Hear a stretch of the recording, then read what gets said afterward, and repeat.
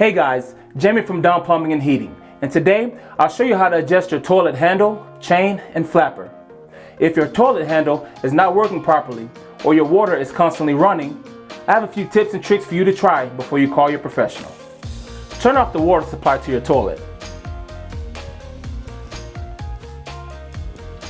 Next, carefully remove the lid and place it in a safe place so it doesn't get broken. Now, flush the toilet to move the water from the storage tank to the bowl. Remember, the storage tank won't fill back up as you've turned off the water supply. If necessary, use a shop vac to remove the excess water from the storage tank. Make sure the chain is connected to both the flush handle arm and the flapper.